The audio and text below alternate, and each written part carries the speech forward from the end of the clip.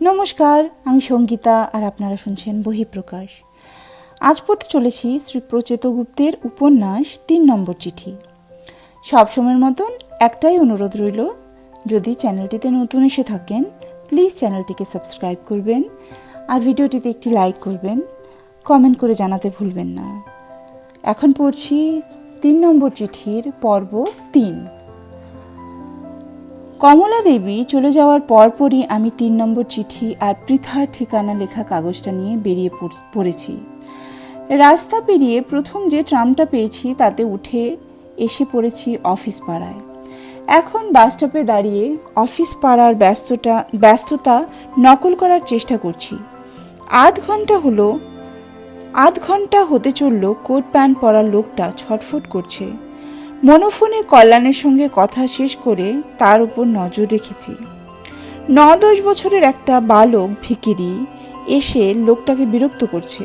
নোংরা ধরনের ভিখিরি, খালি গা, হাঁটু পর্যন্ত ঝুলে থাকা মলিন প্যান্টে বেল্টের বদলে দড়ি বাঁধা। তবে ছেলের স্টাইল আছে, মাথায় একটা সবুজ রঙের ন্যাকড়া বেঁধেছে। ছেঁড়া ন্যাকড়াতেই পাতার মুকুট ধরনের একটা এফেক্ট এসেছে, বেশ দেখতে লাগছে। কোট প্যান্ট বাবু ভিখিরিকে ঝেড়ে ফেলার চেষ্টা করছেন, হাত নেড়ে ভাগাচ্ছেন। ছেলেটি গা করছে না, হাসি হাসি মুখে ফিরে এসে ঘ্যান ঘ্যান করছে বারবার। মনে হয় পয়সা চাইছে না, না চাইতেও পারে। এই বয়সে ছেলেরা বিরক্ত করতে মজা পায়। ছেলেটা একটু এগিয়ে গিয়ে কোট ধরে টান দিল। এবার কোট প্যান্ট ঘুরে দাঁড়ায় এবং ভিখিরি বালকের গালে কষে একটা চড় মারে। আমি নড়ে দাঁড়ালাম। চমৎকার, বিউটিফুল। এতক্ষণে অফিস পাড়া জমে গেল মনে হচ্ছে। এবার একটা ঝামেলা না হয়ে যায় না। কলকাতা যে সে শহর নয়। অন্য সব ইউনিয়নের মতো এখানে ভিখিরিদেরও ইউনিয়ন নিশ্চয়ই খুব স্ট্রং। গায়ে হাত তোলা ইউনিয়নের অত সহজে মেনে নেবে না। নেতা ছুটে আসবেই, আন্দোলন শুরু হবে, পথসভা তো হবেই। অবরোধ হবে নাকি? হলে তো ভালোই হয়, সময়টা সুন্দর কাটবে। কাল পত্রিকায় হেডিং হবে, পথের ভিখিরির পথ অবরোধ। আহা, ভেতরে হালকা উত্তেজনা অনুভব করছি। ভিখিরিদের কান্নাকাটি শুনেছি, গান শুনেছি, কিন্তু ভাষণ কখনো শুনিনি। আজ মনে হচ্ছে ভিখিরিদের জ্বালাময় ভাষণটা একটা দামি অভিজ্ঞতা হলো না। বালক ভিখিরি চড় খেয়ে নেতা ডাকতে গেল না, কাউকে ডাকতে গেল না। গালে হাত বোলাতে বোলাতে একটু সরে ফুটপাতের একপাশে একটা বন্ধ দোকানের সিঁড়িতে বসে পড়ল। বসে শীষ দিতে লাগলো। ভাবটা যেন কিছুই হয়নি। আশ্চর্য তো, অবাক কাণ্ড। চরের পরে শুধু শীষ, এই শহরটার হলোটা কি? কোট প্যান্ট বাবু আমার দিকে তাকালেন। আমি হাসলাম। ভালো করেছেন। ভদ্রলোক গভীর সন্দেহে ভুরু কুঁচকে বললেন, আমায় কিছু বলছেন? হ্যাঁ, বললাম ভালো করেছেন, ওয়েল ডান। এখনকার ভিখিরিগুলো খুবই হারামজাদা প্রকৃতির। বাচ্চা ভিখিরিগুলো তো একটা ধাড়ি হারামজাদা। আরও দুটো চর লাগানো উচিত ছিল। ভদ্রলোকের এই কথা মন পছন্দ হলো। আমার দিকে কয়েক পা এগিয়ে এলেন, গলা তুলে বললেন, ভিখিরি নয়, এগুলো একটা আস্ত পকেটমার। কাছে ঘেঁষতে দিয়েছেন কি গেলেন, মানিব্যাগ ধরে শটকাবে। বাহ, ভিখিরি বিষয়ে আপনার তো গভীর পাণ্ডিত্য দেখছি স্যার, আমি মুগ্ধ ভঙ্গিতে বলি। ভদ্রলোক ফের সন্দেহের চোখে তাকান। বোধহয় কথাটা রসিকতা কিনা সে ব্যাপারে নিশ্চিন্ত হওয়ার চেষ্টা করছেন। গম্ভীর গলায় বললেন, ৩১ নম্বর ট্রাম কি চলে গেছে? এই মানুষটার একটা শিক্ষা হলে কেমন হয়, চর মারবার শিক্ষা। এর একটা শিক্ষা দরকার। ৩১ নম্বর ট্রাম আজ বন্ধ। ভদ্রলোক আতকে উঠলেন, যেন ৩১ নম্বর ট্রাম বন্ধ হওয়াটা ভয়ানক ধরনের কোনো দুঃসংবাদ। দেখা গেছে গরমের মধ্যে যাদের কোট প্যান্ট পরে রোদে বেরোতে হয় তাদের জীবনে একটা ট্র্যাজেডি হলো, বড় সমস্যা তারা সামলে নেয়, কিন্তু ছোটোখাটো অসুবিধে তাদের মাথায় বাজের মতো পড়ে। তাহলে এখন টালিগঞ্জে যাব কি করে? নার্ভাস গলায় প্রায় কাতরে উঠলেন মানুষটা। আমি ভিখিরি বালকের দিকে তাকালাম। ছেলেটা শীষ দিচ্ছে ঠিকই, কিন্তু হাত গাল থেকে নামেনি। না, চড়টা জবরদস্ত হয়েছে। চোখটা ছলছল মনে হচ্ছে না? হলে খুব খুশির ব্যাপার হবে। চোখের একটা মর্যাদা থাকা উচিত। যে চর চোখ থেকে জল বের করতে পারে না সে চর চরই নয়। কাছে গিয়ে পরীক্ষা করে দেখলে কেমন হয় চর পরীক্ষা। কোটম্যান বাবু এবার আরও ছটফট করতে শুরু করেছেন, যেন অথই জলে পড়েছেন। ভাবটা এমন যেন হাওড়া স্টেশনে মালপত্র নিয়ে এসে খবর পেলেন অমৃতসর মেল বন্ধ। চোখে চোখ পড়তেই হাসলাম। হাসছেন কেন? আপনার চরটা খুব ভালো হয়েছে স্যার। ইট ওয়াজ ওয়ান্ডারফুল স্ল্যাপ। কোন চরটা? ভদ্রলোক যেন আকাশ থেকে পড়লেন। চরের এটাই মজা, যে মারে সে খুব চট করে ভুলতে পারে, যে খায় তার মনে থাকে। ওই যে ভিখিরি ছেলেটাকে মারলেন, ব্যাটা কাঁদছে দেখুন। কোটপ্যান্ট বাবু দেখলেন না, নাক দিয়ে ফুহ ধরনের একটা শব্দ করে মুখ ফিরিয়ে নিলেন। আমি পিছিয়ে এলাম।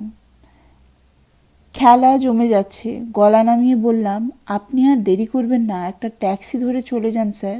মনে হচ্ছে এরপর ট্যাক্সিও বন্ধ হয়ে যাবে। একটু আগে খবর পেলাম সিচুয়েশন ভালো নয়, বাসে আগুন ফাগুন ধরিয়ে ফেলেছে মনে হয়। আগুনের কথা শুনে মানুষটার মুখ ছাইয়ের মতো হয়ে গেল। বললেন, আগুন? আগুন কেন? আগুন কিসের? সে তো বলতে পারবো না স্যার, যারা আগুন ধরায় তারা বলতে পারবে। কিসের আগুন, কোথায় অ্যাক্সিডেন্ট না কি হয়েছে, সেই গোলমাল ছড়াচ্ছে। কলকাতার ডেইলি ঘটনা। আপনি বরং ট্যাক্সি নিন, এরপর সব বন্ধ হবে। ট্যাক্সি? অফিস ফেরার ট্যাক্সি পাবো কোথায়? পেলে কি আর ট্রাম ধরার জন্য দাঁড়িয়ে থাকতাম? বোকার মতো কথা বলছেন কেন? 35 ইয়ার্স কলকাতায় আমার থাকা হয়ে গেল। আমি হাসলাম। কোটপ্যান্ট দিকে আরও সরে গেলাম। কানের কাছে মুখ নিয়ে ফিসফিস করে বললাম, ট্যাক্সি আছে, আশেপাশের গলিতে গা ঢাকা দিয়ে আছে। আপনি জানি না। এক কাজ করুন, ওই ভিখিরি বাচ্চাটাকে 10টা টাকা দিন, ওরা সব জানে। এক্ষুনি আপনার সামনে ট্যাক্সি এনে হাজির করবে। সিনেমার টিকিটের মতো ব্ল্যাকে সব কিছুই মেলে। এই ছোকরাগুলো কয়েকটা টাকা পেলেই গলিকুচি থেকে ট্যাক্সি এনে আপনার সামনে হাজির করবে। আমি বেশ কয়েকবার নিয়েছি। একবার মালার সঙ্গে দেখা করতে গিয়ে তো রাম ফাঁসান ফেসেছিলাম। মালা? মালাকে? কোটপ্যান্টবাবু অবাক হয়ে জানতে চাইলেন। মালা আমার মাসতুতো বোনের বান্ধবী, ভীষণ রাগী। একটু দেরি হলেই কেঁদে কেটে একসা করে। রাস্তার মাঝখানে কাঁদে। একবার কি হলো জানেন? যাক, আপনি আগে ট্যাক্সির ব্যবস্থা করুন, তারপর গল্পটা বলছি। ও। ভদ্রলোক ঘাড় ঘুরিয়ে ভিখিরি ছেলেটাকে দেখলেন। আমার কথা তার খুব একটা বিশ্বাস হয়েছে বলে মনে হয় না, আবার অবিশ্বাসও করতে পারছেন না। ভীতু ধরনের মানুষের এটাই একটা সমস্যা। ভয়ের সময় বিশ্বাস অবিশ্বাস গুলিয়ে যায়। কোনটা নেব কোনটা ছাড়বো হাতড়াতে থাকে। 10 টাকাই নেবে? একটু কমানো যেত না? আমি গম্ভীর গলায় বললাম, যেত। ট্যাক্সি ব্ল্যাক সাধারণত 5 টাকায় রেট। আপনি ছেলেটাকে চর মেরে দরটা নিজেই বাড়িয়ে দিয়েছেন। এমনি 5, চরের জন্য 5, মোট 10 টাকা। দেরি হলে আরও বাড়তে পারে। ওদিকে আগুন যত ছড়াবে অ্যামাউন্ট তত বাড়বে। ভিখিরি বালক কর করে 10 টাকার নোট নিয়ে হাসি মুখে হাঁটা দিল। ভাবটা এমন যেন এরকম ট্যাক্সি সে আগেও বহুবার ডেকে দিয়েছে। অনেক দূর চলে যাওয়ার পরও দেখা গেল নোটটা তার হাতেই রয়েছে। থাকবেই তো। টাকা রাখার মতো পকেট বেচারের কোথায়? কে জানে, বেশিরভাগ পকেটমারেরই বোধহয় নিজেদের কোনো পকেট থাকে না। আমার মনে হচ্ছে এবার সরে পড়তে হবে। ব্ল্যাকে ট্যাক্সির গল্পটা ফাঁস হতে বেশি সময় লাগবে না। আরও ভয়ঙ্কর কাণ্ড হবে 31 নম্বর ট্রাম চলে এলে। এই ভদ্রলোক তখন কি করবেন? আমাকে ধরে পুলিশে দেবেন? দেওয়াটাই স্বাভাবিক। সাময়িক ঘাবড়ে গিয়ে একবার ভুল করেছেন বলে বারবার করবেন এমন ভাবাটা বোকামি। ব্ল্যাক ট্যাক্সির গল্প বলে টাকা হাতানো চিটিংবাজির মধ্যে কি পড়ে? আমার চিন্তা হচ্ছে এ সময় আমাকে পুলিশের হাতে দিলে ঘটনা খুব ঝামেলার হবে। 10 টাকার চিটিংবাজি বড় অপরাধ নয়, আর সেটাই হবে গোলমালের। লক্ষ টাকার কেস হলে হতো না। ছোটোখাটো ব্যাপার নিয়ে বাড়াবাড়ি করতে পুলিশ ভালোবাসে। সরে পড়তে হবে। আমি চারপাশে তাকালাম। কেমন করে পালাবো? ওই যে বাসটা আসছে, ওটায় উঠে পড়লে কেমন হয়? সমস্যা একটা আছে। কোট প্যান্ট হয়তো চেঁচাতে শুরু করবে তখন। আমি মুখ ফিরিয়ে দেখলাম ভদ্রলোক কটমটে চেয়ে আছেন আমার দিকে। আমি হাসলাম, নার্ভাস ধরনের হাসি। আমি তাহলে এগোই স্যার, কল্যাণের কাছে যেতে হবে, ও আমার জন্য অপেক্ষা করে আছে। ভদ্রলোক কয়েক পা এগিয়ে এলেন, চাপা গলায় বললেন, না, এগোবেন না। যতক্ষণ না ছোকরা ফিরে আসে ততক্ষণ এখানেই দাঁড়িয়ে থাকুন, এক পাও নড়বেন না। খানিকটা কুঁকড়ে গেলাম। যে ভয়টা পাচ্ছিলাম সেটাই ঘটতে চলেছে। আজ মনে হচ্ছে থানাতেই রাত কাটাতে হবে। মনে হচ্ছে কেন, কাটাতেই হবে। ইস, কেন যে অজানা অজানা একটা লোকের সঙ্গে রসিকতা করতে গেলাম। কে কাকে চর মেরেছে তা নিয়ে মাথা ঘামানোর কি ছিল? কিছুই ছিল না। অনেক সময় নিজে চর খেলেই মাথা ঘামাই না, হাসি মুখে চলে যেতে হয়। আর এ তো অন্যের চর। ভুল হয়ে গেছে, বড় ভুল হয়ে গেছে। এখন সে ভুলের মাসুল সামলাতে হবে। তাছাড়া পুলিশের হাত থেকে ছাড়া পেতে গেলে বড় কাউকে চেনা লাগে। দ্রুত বড় কারোর নাম মনে করতে চেষ্টা করলাম। মনে পড়লেই মন ফোনে এক্ষুনি একটা ফোন করা যেত। কল্যাণ, সুতপা মাসি, তপনদা, গোকুলবাবু, কমলা দেবী, পৃথা, এরা কি কেউ বড়? এ যাত্রায় বেঁচে গেলে বড় কারোর সঙ্গে চেনাশোনা করতে হবে, মন্ত্রী বা নেতা টেতা ধরনের। নিদেন পক্ষে থানার ওসি হলেও চলবে। রেবা একজন বড় কেউ, ওর বাবা পুলিশের অফিসার। গত বছর লামডিং চলে গেছেন, লামডিংয়ে ফোন করা যাবে না। রেবা সেখানে আছে, কিন্তু সে মন ফোন ধরছে না। এরকম একটা সময় করবীর নাম মনে পড়ল। ওকে একটা ফোন করে দেখলে কেমন হয়? ওর যদি কেউ বড় চেনা থাকে। বুদ্ধিমতী সুন্দরী তরুণীদের অনেক রকম চেনা হয়। মনোফোনে করবীকে ডায়াল করলাম। কে, করবী? করবীর গলায় উচ্ছ্বাস। মনোফোনে সে চিৎকার করে বলল, সাগরদা না? উফ, আপনাকে আমি কদিন ধরে কি ভীষণ যে খুঁজছি। আপনি কোথা থেকে ফোন করছেন? ফুটপাত থেকে।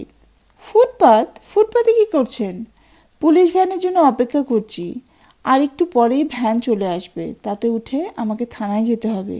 পুলিশ আমাকে অ্যারেস্ট করবে। তাই নাকি? উফ, কি থ্রিলিং!